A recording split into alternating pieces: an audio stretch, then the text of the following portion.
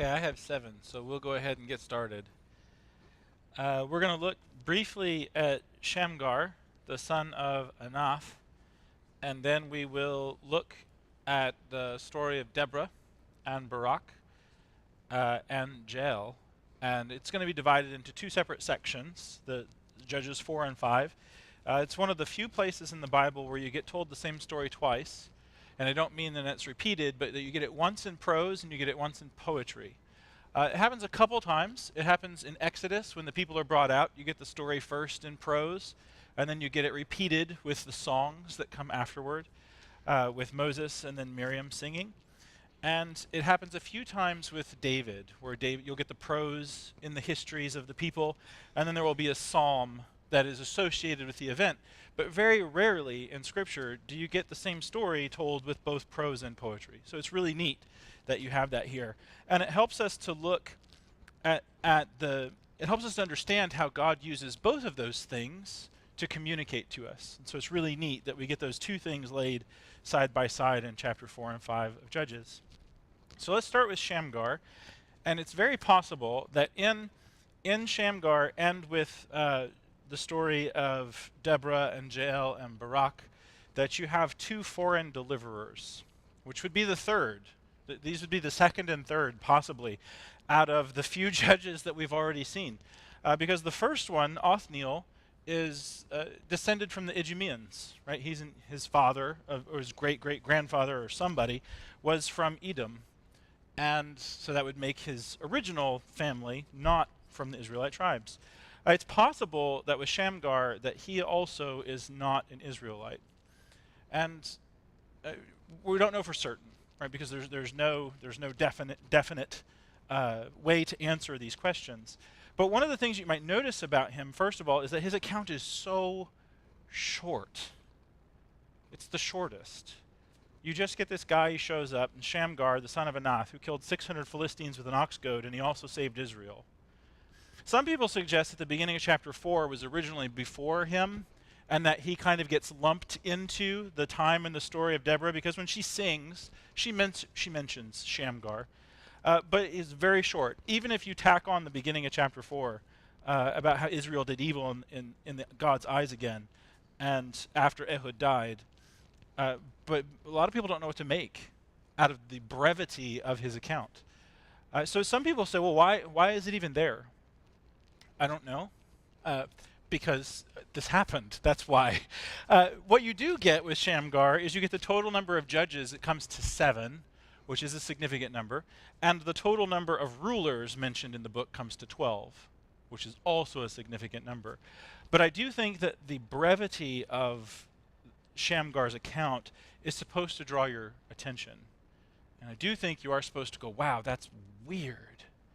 And I don't know if that's just to get your attention for what's about to happen with Deborah. I don't know why it's here as opposed to other places. He does seem to be in juxtaposition with another person who does very similar things. Who else is really strong and kills a bunch of Philistines with weird objects? Samson, yeah. And so it's almost like you get these maybe 2 opposite people who have very similar things. They are the ones primarily fighting the Philistines. They're both going to use, one uses a donkey's jaw, one uses this ox goad, which is essentially a pointed stick. It's a fancy word for a pointed stick that you use to kind of prod an ox along when it won't go through the field. And they both kill a really large number of Philistines. And so other than that, nobody's really sure how they fit in, or how this particular person fits in. So then you start asking questions. Well, who is he and where is he from? Well, there is a city, Beth Anath, that is mentioned earlier. You see it in chapter 1 when you're sort of going through all the places. Beth Anath is a place that's mentioned. It's one of the places that Joshua mentions. I think it's in Joshua chapter 19 as one of the places that gets liberated. So it's possible that he's from that city. Anath, when you stop and you go back and you look at that name, Anath is the name of a Canaanite god. I think it's actually a goddess. She is the god of war, and she becomes very popular in the region, even going down into Egypt, and sort of gets rolled into Egyptian mythology. And the Egyptians had a very elite group of warriors that were actually called the Sons of Anath. And it's weird because it's the exact same phrase that you see here in the Bible, the sons of Anath. And so it's possible that he is perhaps somebody, maybe an Israelite, maybe somebody from some foreign land, who wound up in this elite fighting force of the Egyptian military, and for whatever reason has now come to Israel and decided to fight with the Israelites. Now, that's all we can glean from all of history. Those are the only possibilities that we know where he might be from, either from that city or from somehow connected to the Egyptian military. Dan?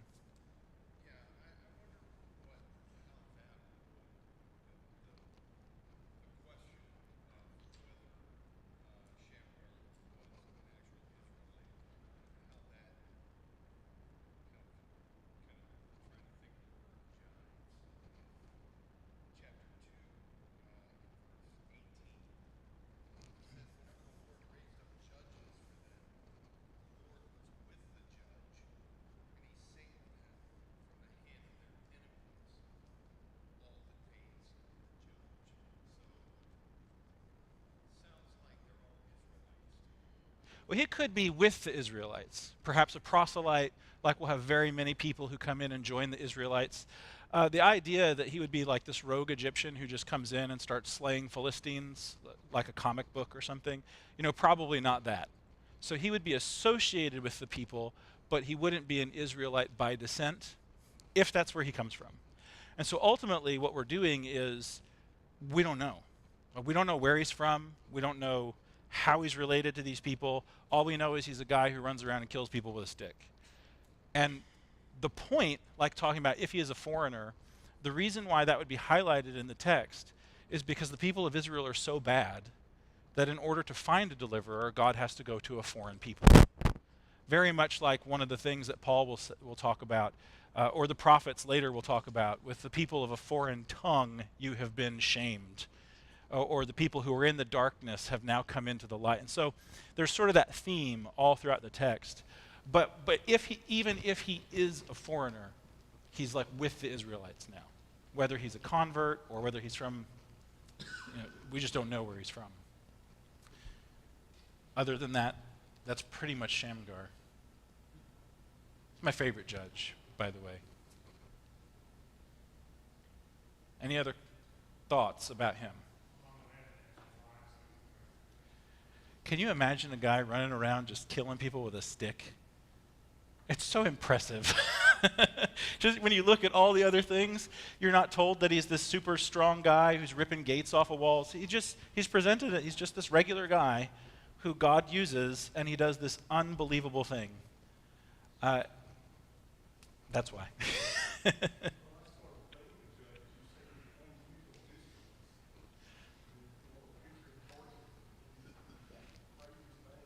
Yeah. Yeah, in fact, I was reading, somebody said that the theme of Judges is uncommon deliverers. Yeah, so that's a really good point, that sort of fits in with everything that you're seeing, something that's out of the ordinary. Yes?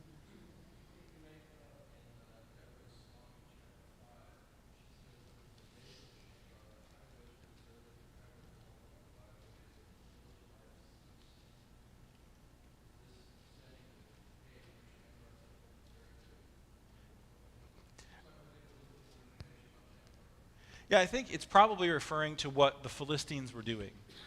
The Philistines we don't know where they come from either. There are these ocean people who suddenly show up in the Levant, and they will forever be a problem. And they don't mix with the other people. They have weird gods. They're constantly fighting with the Israelites. In fact, Palestine, the word Palestine, is a Roman way of, it's Philistine is where Palestine comes from. And so you've got these weird people that don't mix and they cause problems, and it's very likely that that is a reference to the trouble that Shamgar is brought in, the trouble that he comes in to fix, that he delivers Israel from.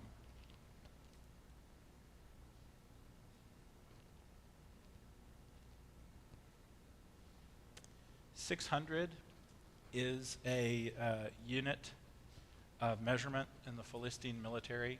Like we have, squads, platoons, companies, regiments, battalions. there was a unit in the Philistine military at 600. It's like battalion level.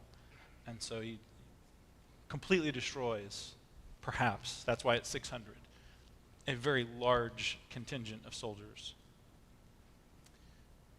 Other than that, we're sort of out of information. Was there a hand? Yes? No? Yeah, I think, Stephen, that especially in a case like this, we should remember that, again, like chapter 2, verse 16 says, with that Yeah. person. So no one can stand against the Almighty God, whether he's with a single person or armies or angels or whatever. They stand no chance. Yeah. We see that here Yeah. with an obstacle. He killed 600. Yeah, this is sort of our shepherd boy with the rock, in the book of Judges. That's not supposed to happen either. And here you've got this guy with a stick going against a very formidable military force. It's not supposed to happen this way. And that is a theme. Again, when we come to the text as adults, you hear many of these stories as a child, and you probably did not hear about Shamgar if you went through Bible class.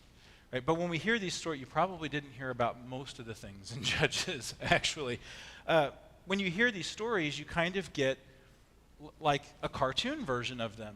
But then when you come back and you read them as adults, it makes you go, what in the world is going on here? And I think that's on purpose. I think you're supposed to see this really weird thing, this guy running around with a stick saving Israel, and you're supposed to say that's not supposed to happen. But here it is, like Dan said, the Lord is with this person, and because the Lord is with him, Israel is saved. And that should that should encourage you. Because if you find yourself in a situation and the only thing you have to serve God with is a pointed stick, then God will make it work. Regardless of where you find yourself, when God calls his people to do things, God is going to make his people succeed. Sometimes we just don't like what we're called to do. Because very few people say, the Lord has called me to suffering. Now let me glorify God and succeed in my suffering. That's not a common theme in American religion. We always assume that God has called us to great success and prosperity, but sometimes he calls you to suffering.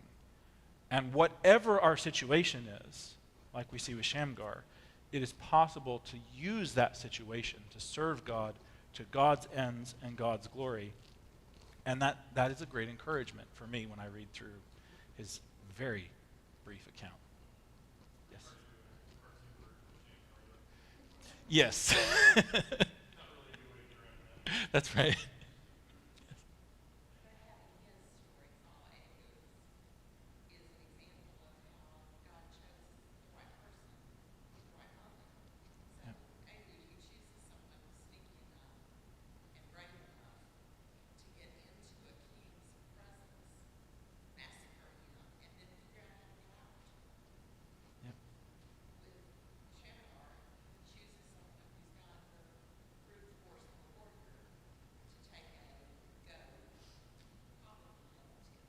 Probably.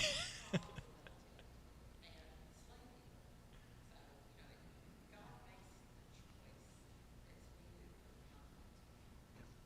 that's a good point.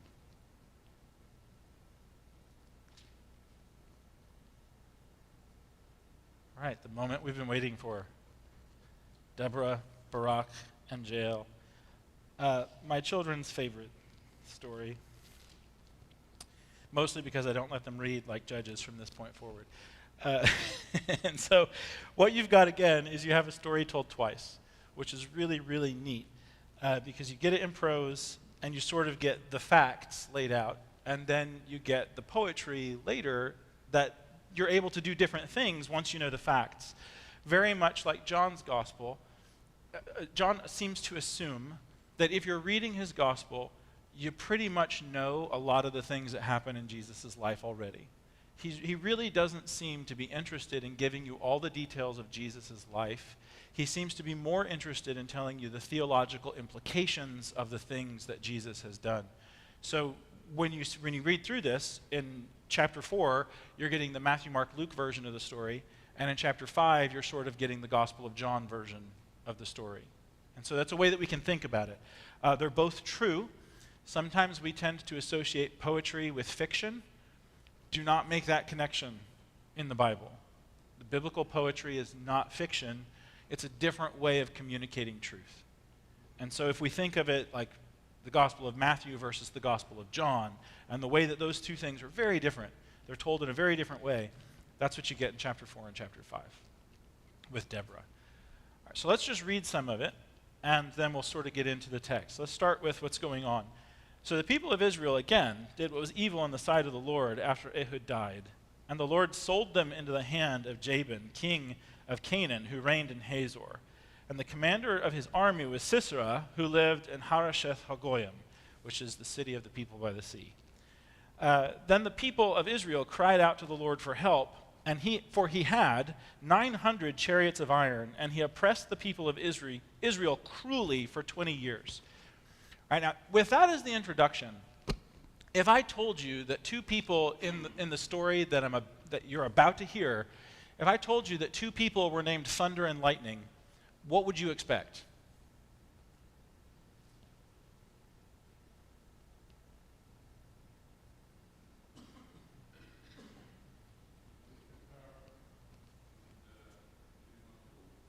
Yeah, I would expect Thunder and Lightning to come, and whichever side they're on, I would expect them to mop the floor.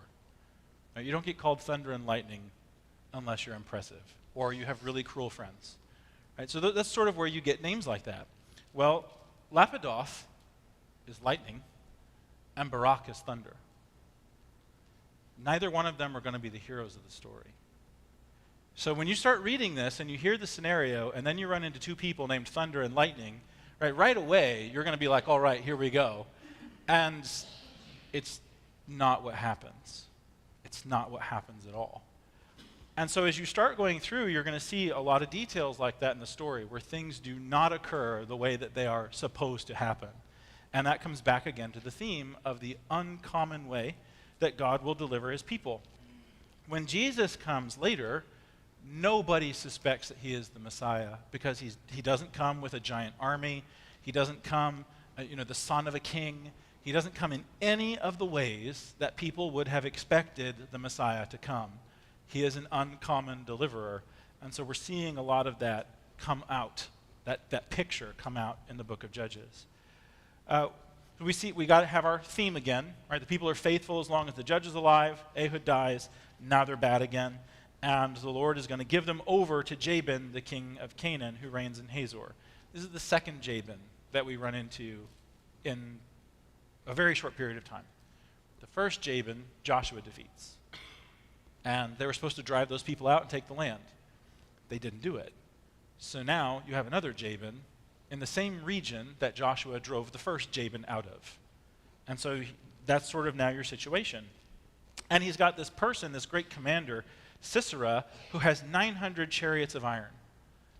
Now, if I told you that one of the people in this story has 900 tanks, who do you think is going to win the battle? Him, yeah, the tank commander. Right, so there's another person in the story whose name first means bee, and the name also sounds very much like chariot driver. And that's Deborah. And we'll talk about why her name is Bee in a little bit, probably. Her parents just liked it, that's why. The second thing, her name being chariot driver, is it's the opposite of what you expect to happen. The driver of these chariots is not going to be victorious. And not only is he not going to be victorious, ultimately he is not going to be defeated by a rival general or a rival king. He's going to be defeated by a woman. And so again, nothing in this story happens like it's supposed to. And it's almost like God is pulling these people, like you mentioned a little while ago, that God is pulling all these people from these different places, even using their names. I don't think that the author came in story. This is God doing this. He's bringing all these people from these different places so that when all of these facts come together, you're like, this is unbelievable. This is amazing. And only God could do this. And when we're done with the story, we should sit at the end of chapter 5 and go, there's no way in the universe that any of that should have happened. the way that it did. So not a good situation. Exactly right.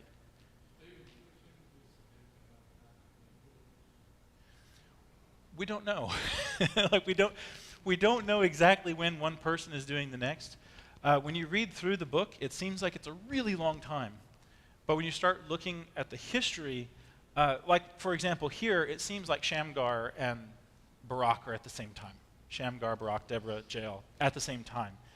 And when you look at where this has to fit in the history of the people of Israel, the most time that you can probably get is 300 years or so. And so you're maybe 400. And so all of these stories happen within a 400-year period. And so sometimes there is a long period of time, and sometimes there's not. But otherwise, I don't know how we can tell.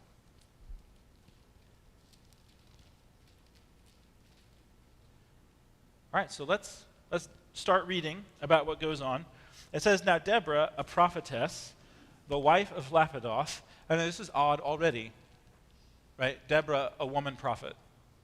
Most of the prophets up until this point have been men. Most of the prophets that you will read about in the text of Scripture are men. And so here, this is already not normal. Deborah, a prophetess, the wife of lightning, was judging Israel at that time. And she used to sit under the palm of Deborah between Ramah and Bethel in the hill country of Ephraim, and the people of Israel came up to her for judgment. Can you think of another time in the Bible where you see a woman with a tree?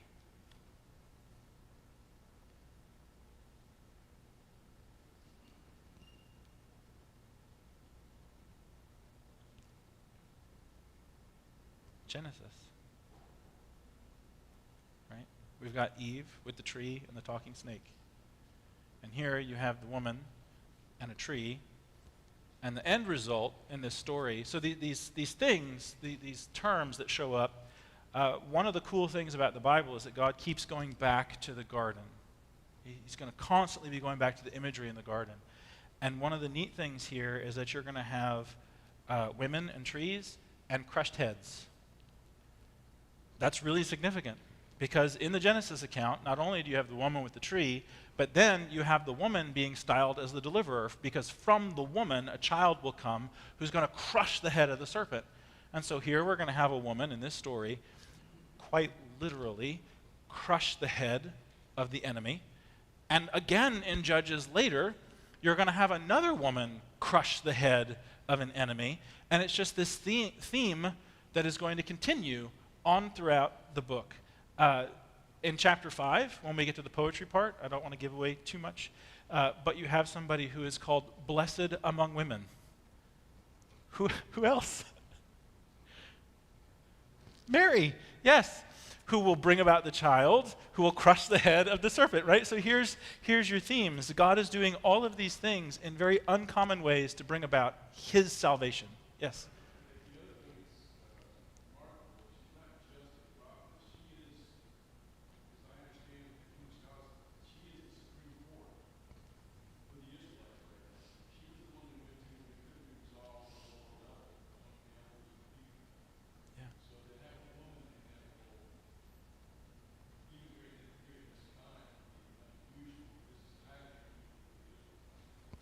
Yeah, and when you read that idea of Deborah sort of being like the Supreme Court, I think that's a pretty good analogy.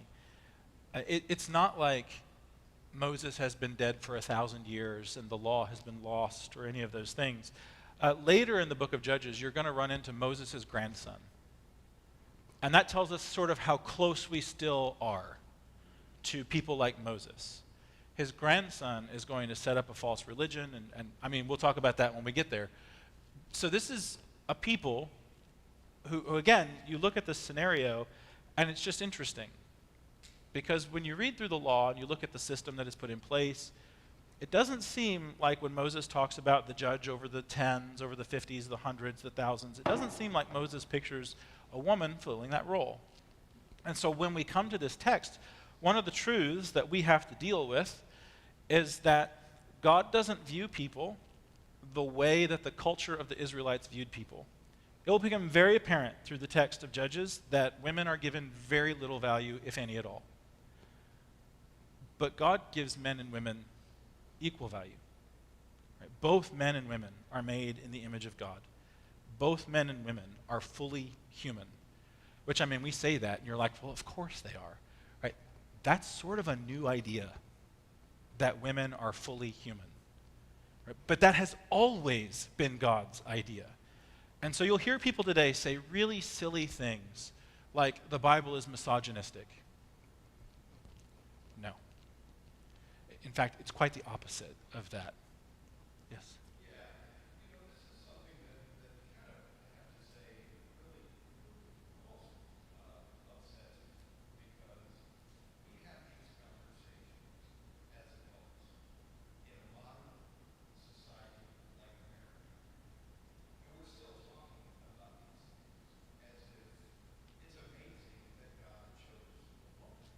When I was a child and I was taught about Judges, it never occurred to me that it was unusual that God would choose a woman. It was normal. But we sit in classes like this and we talk about this as if it's strange. And it might be, but I don't think we should spend a lot of time questioning God's choices. And because he chose Deborah for a reason. Yep. She was the person for the role. Just like every other person he chose to fill his purpose. And I guess we're the problem. Absolutely. We're the problem because we keep talking about how unusual it is to choose a woman or somebody of a different race. Or it's like, why don't we just accept it and talk about the story? And I'm not complaining about your teaching, but it seems like we're just kind of keeping the cycle going. You know what I mean? Even in the churches. Yeah, and the goal is to stop that. Uh, I remember reading just last century. It's so fun to be able to say that. Where last century yet, you have people suggesting that, well, you should go to a church for your people. I mean, that's not that far ago. In the town where I was baptized, there was a black church and a white church. And when I asked why that was the case, one of the responses that I got from somebody is, well, those people go to that church. So this idea of inherent or latent divisions in the way that we think, I mean, they're real. And that's sort of the goal. When God uses a foreigner, that should make us go, well, wait a minute. Why didn't he use an Israelite? Well, because God's people are God's people. Why did he use a woman to do this and not a man? Well, because God's people are God's people. And so that's the goal, is to come through and say, we need to stop thinking like the world, and we need to start thinking like God. And so we get these beautiful pictures. And it's also the woman and the tree and the crushed head is going to be a theme that repeats throughout Scripture. But yeah, that's why. We are the problem. And when we realize that we're the problem, then hopefully we can come to God and have him fix the problem.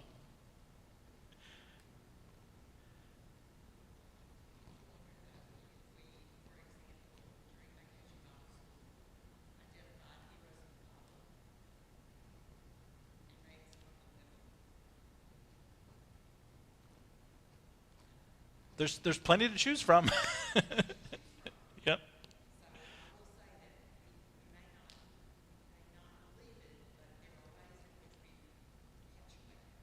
Yes. Not doing it on purpose. Right, exactly. Yes.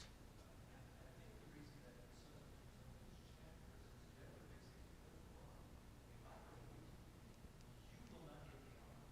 It will be taken from you and given to a woman.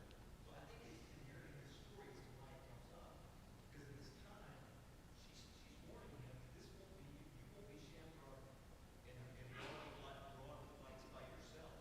You will share, not only share this, but your role will diminish and mine will be elevated. Yep. I think you're right. Yeah. The other piece of that is God had already told Barak to go. And Yes.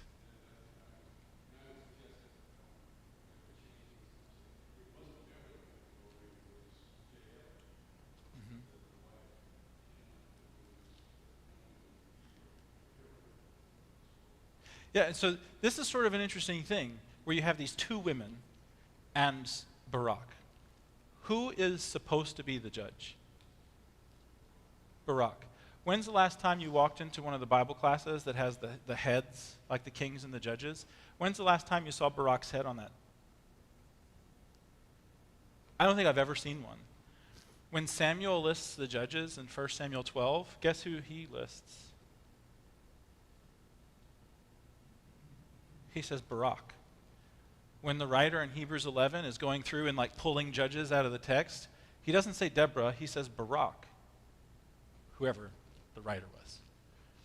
And so it's interesting that it's almost like Barak is supposed to be Ehud. He's supposed to be Shamgar. He's supposed to be this person who gets his face on the timeline in a Bible classroom. But God has told him once, go fight, and he won't do it. He comes to Deborah, and she says, if I go, you're not going to get the glory. And he says, I don't care. And then he goes and he fights, and it's not going to be him that defeats the enemy, it's going to be Jael. And so the whole thing around is what in the world is Barak doing? Where is he when he is supposed to be, and why is he not doing what he's supposed to be doing? I don't know the answer to that question. Maybe his parents got sick. Maybe he was afraid. I mean, I don't know all the details of what is going on in his life. I just know that, like Tim said, God said, go do this. And Deborah brings that up. Why haven't you done this already? And his response is, I want you to come with me. And she says, if I come, this is going to be the result. And he doesn't go. And so now Deborah is on, her face is on the timeline and not his. And I've always thought that was weird, that when you get to Samuel and Samuel starts listing the judges, Samuel says Barak, and the Hebrew writer says Barak. But here in the story, when you read the account, there's really not much question of who is standing in that role of judge. And it's not Barak. It's Deborah. And when you get to the military account, it's really clear that Jael is given the honor, right? She is the one who defeats the enemy, not Barak. And so it's almost like, very much sort of like with Moses, when Moses is called and God says, I want you to go to the Egyptians, and Moses is like, why should I go? The Egyptians won't listen, and the people aren't going to listen. In that story, God says, I'm going to make things happen. In this story, when Barak doesn't go, it's almost like God says, fine, I'll do it without you. It is sort of, I mean, that's not exactly what happens, but that's almost like the end result. And in one instance, just like we read with Shamgar, if God calls you to do something, you will be successful if you just listen. The flip side of that is if God calls you to do something and you won't, God is still going to be successful. He's just going to get somebody else to do the job. God doesn't depend on me. I depend on God. And so there's this really cool picture in this entire account. All right, so let's read. Have we read verse 4 through the end yet? I don't think we have. Let's read that, and then we'll get into some of those details. We've already looked at a lot of them. So now, we have read. Where did we stop? We'll just start over. Deborah, a prophetess, the wife of Lapidoth, was judging at Israel at that time, and she used to sit under the palm of Deborah between Ramah and Bethel in the hill country of Ephraim, and the people came up to her for judgment. That's where we stopped. She sent and summoned Barak, the son of Abinoam, from Kadesh Naphtali, and said to him, has not the Lord, the God of Israel, commanded you, go, gather your men at Mount Tabor, taking 10,000 from the people of Naphtali and the people of Zebulun, and I will draw out Sisera, the general of Jabin's army, to meet you over by the river Kishon with his chariots and his troops, and I will give him into your hand. And Barak said to her, if you will go with me, I will go, but if you will not go with me, I will not go. And she said, I will surely go with you. Nevertheless, the road on which you are going will not lead to your glory, for the Lord will sell Sisera into the hand of a woman. Then Deborah arose and went with Barak to Kadesh. And Barak called out Zebulun and Naphtali to Kadesh, and 10,000 men went up at his heels, and Deborah went up with him. And so that's not normal. And again, I don't know why Barak didn't go when he was told to, but Barak didn't go. And so now the story is very different. Anything else that you guys notice, that you all notice in that section? Certainly, the first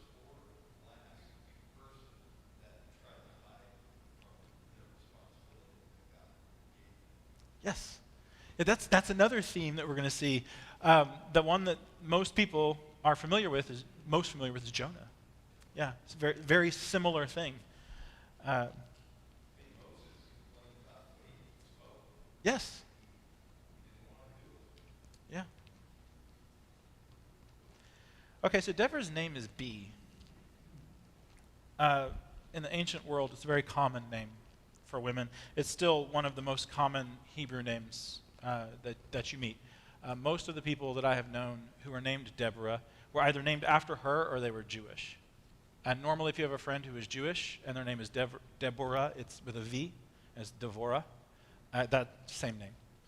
And so it's very common. There is a Greek name that's very similar to it, and it is also derived from bee. And so apparently there's like this ancient motif where women are supposed to be like bees, buzzing around close to the hive and at home. Right? And so that seems to be where that thing comes from, that idea of that name comes from. What you see here is not her being the bee. Right? She is doing what needs to be done. Now, it is not her preference to go out and fight, because that's not her job. But when she is called to go, she will accompany Barak, and she will go out. I do not envision her with a sword and a shield like some mighty Amazon out on the field of battle. I picture her almost like Barak thinks she's sort of like a good luck charm, very much like the Ark of the Covenant, where if we bring the Ark, we'll be successful. And Deborah seems to think that entire idea is just ridiculous. If you'll just do what God says, you will succeed. And so that seems to be like the scenario that you're given, where nobody is what they are shown to be by their names. Deborah here is very active in Israelite life. She is the one who is sitting as the judge in Israel. She is doing that part of the judge's job. And so the thing that is now missing from the judge's job is a great military victory, and another woman will get that. So let's go into the next section where we get into the battle. Now Heber the Kenite had separated from the Kenites, the descendants of Hobab, the father-in-law of Moses, and pitched his tent as far away as the oak in Za'anim, which is near Kadesh. And when Sisera was told that Barak, the son of Abinoam, had gone up to Mount Tabor, Sisera called out all his chariots, 900 chariots of iron. We don't mess around. And all the men who were with him, from Harosh Hagoyim to the river Kishon. And Deborah said to Barak, "Get up, for this is the day in which the Lord has given Sisera into your hand. Does not the Lord go out before you?" And so there's sort of the callback to the motif with the judges, how the Lord will be with the deliverer, and they'll go out and they'll get victory. So Barak went down to Mount Tabor with 10,000 men following him, and the Lord routed Sisera and all his chariots and all his army before Barak by the edge of the sword. And Sisera got down from his chariot and fled away on foot. And there's Deborah's name, the chariot driver. Right? She's driving the man away from the chariot, sort of the picture. Barak pursued the chariots and the army to Harosheth Hagoyim, and all the army of Sisera fell by the sword, and not a man was left. But Sisera flies away to the tent of Jael, the wife of Heber the Kenite, and there was peace between Jabin, the king of Hazor, and the house of Heber the Kenite, so they're friends. And Jael came out to meet Sisera and said to him, "Turn aside, my lord, turn aside, do not be afraid." And so he turned aside to her into the tent, and she covered him with a rug, and he said to her, "Please give me a little water to drink, for I'm thirsty." So she opens a skin of milk and gives him a drink and covered him. "Stand at the opening of the tent, and if any man comes to you and asks, 'Is anyone here?' say no." But Jael, the wife of Heber, took a tent peg and took a hammer in her hand, and she went softly to him, and when we read this with our children, we say, "And she defeated him." She drove the peg into his temple until it went down into the ground while he was lying fast asleep from weariness, and so he died. And behold, as Barak was pursuing Sisera, Jael went out to meet him and said to him, "Come, and I will show you the man whom you are seeking." And so when he went into her tent, there lay Sisera dead with the tent peg in his temple. And so on that day, God subdued Jabin, the king of Canaan, before the people of Israel, and the hand of the people of Israel pressed harder and harder against Jabin, the king of Canaan, until they destroyed Jabin, the king of Canaan. So there's a couple things to notice. Again, sort of like, why does Deborah have to call Barak and say, "Why aren't you fighting?" Why does Deborah have to call Barak and say, "Now is the time"? Why isn't he doing what he's supposed to be doing? I don't know.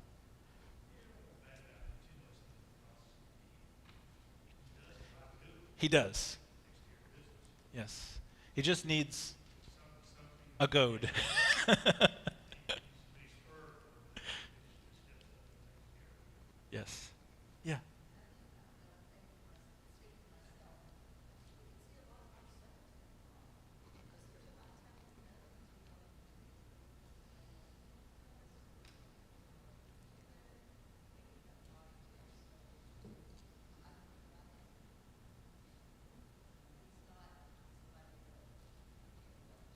Yes.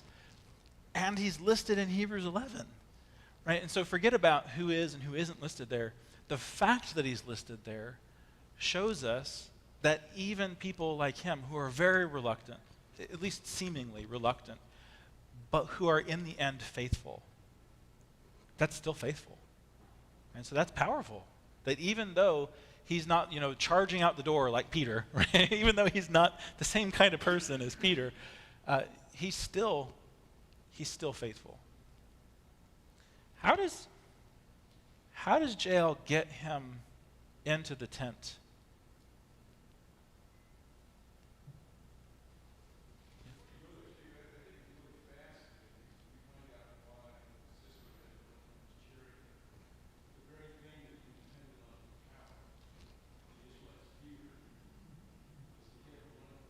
Yep.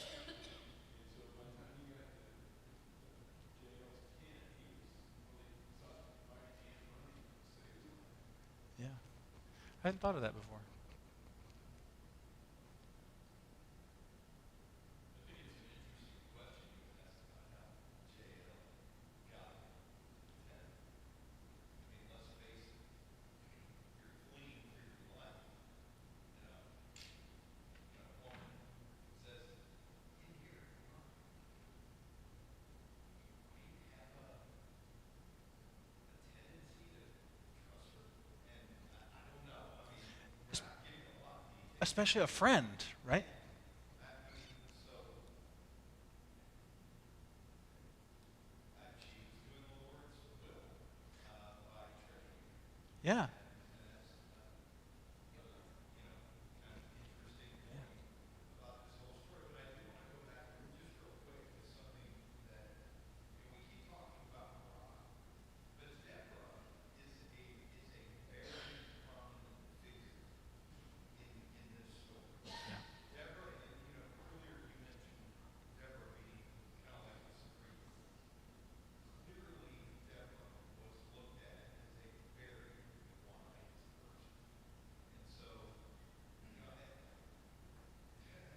I get the feeling throughout this whole story that not only does Deborah have a lot more power and authority, but people tend to trust her wisdom. They just listen to what she has to say. Yeah. So I tend, to me, that's the answer to the whole question about. Yeah, it could. It certainly play into that. And that's important, this idea of a woman of wisdom, especially when you get to Proverbs. There's two women in Proverbs. There's the woman of wisdom and the woman of folly. And so here you've got Deborah, sort of that woman. That's true.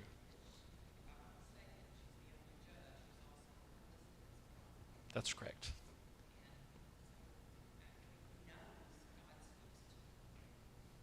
He could be waiting to get, yeah.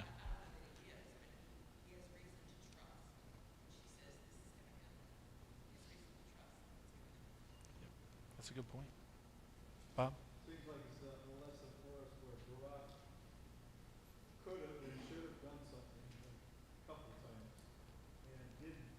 And Jael took care of the mighty warrior with the common utensil Yeah. and took care of the job. And out of all of it, God's will is going to prevail, whether he has to use us or someone else.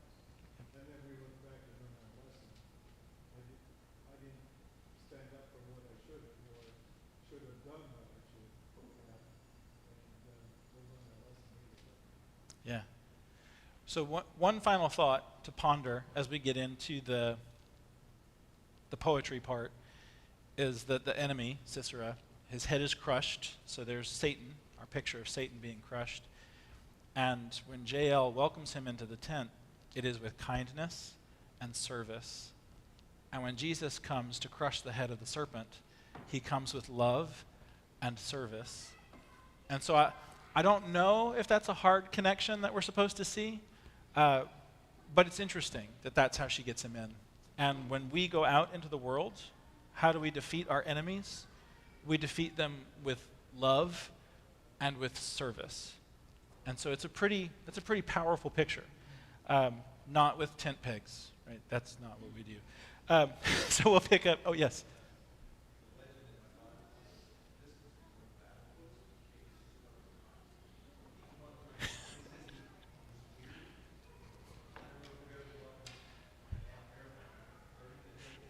30 miles is quite a jog. All right, thank you all very much. We'll pick up there next time.